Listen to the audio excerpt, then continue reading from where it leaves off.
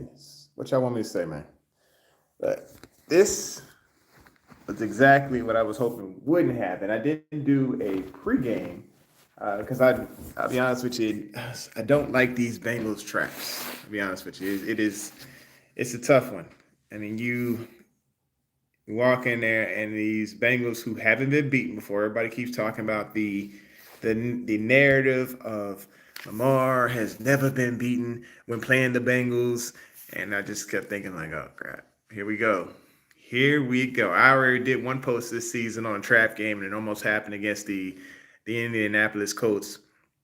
And I'm not doing anything very special today, but I just wanted to say what's up, say good morning to y'all, let y'all know, like, hey, hope all y'all doing okay out there, and just let you know what my thoughts were on this game.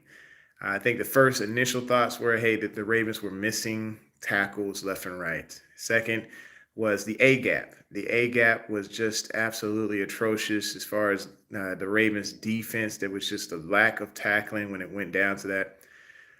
They were just letting Mixon, letting everybody run up the A gap, and we got hit big for that. And then, of course, the Tiger to Tiger connection there, and I'm talking about Burrow to Chase. It was just bad on the back end. You could see AA was doing a decent job of locking up Boyd and whoever came across to him. But whenever it came to Marlon got a little bit embarrassed there with the double moves there on the back end.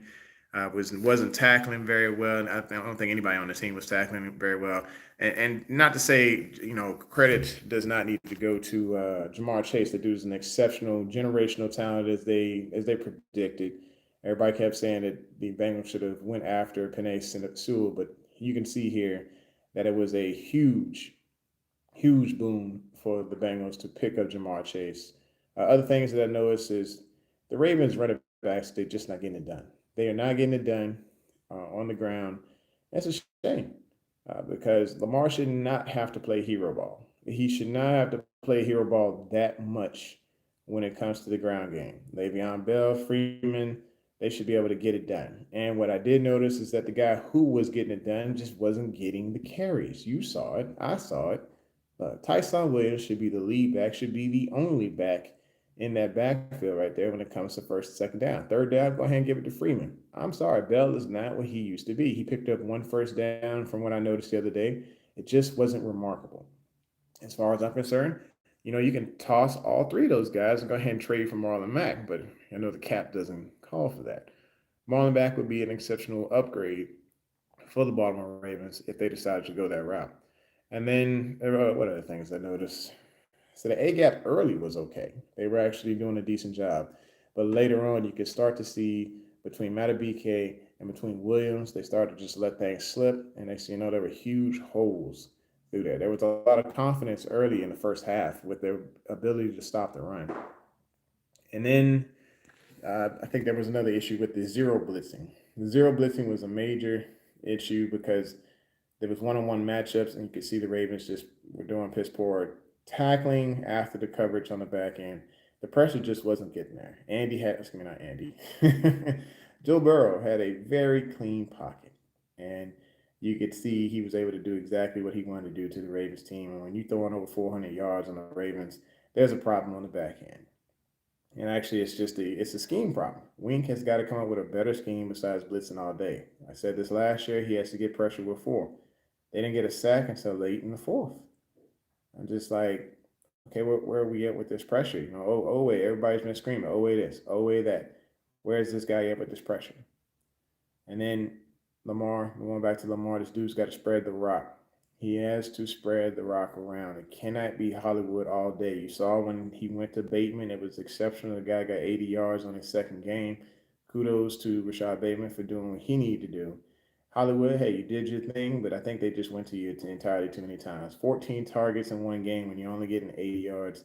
I think that ball could have been better spread, especially being it was National Tight Ends Day. I think there were a couple of times when Lamar missed an opportunity to hit Andrews over the middle. But I think that was pretty much all I had for today as far as, hey, the A gap. I mean, it was good early, terrible late. Blitzing, zero blitzing, failure, running backs, failure. just go ahead and trash all the running backs except for Tyson.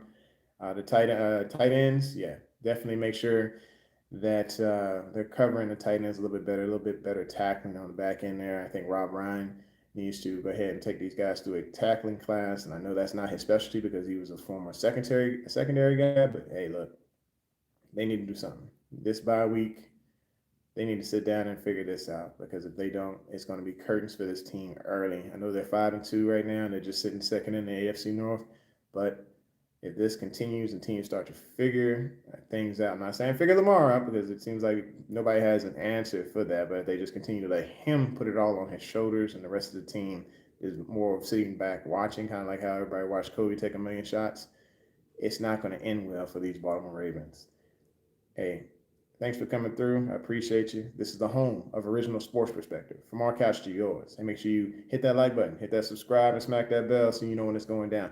Hey, one more thing. I will have Mark Clayton on the show. We won't be doing a live show, but we will be doing an interview. And if you have questions, please either leave them in the comments here or hit me up at Jermaine Lockett at couchwriterreport.net.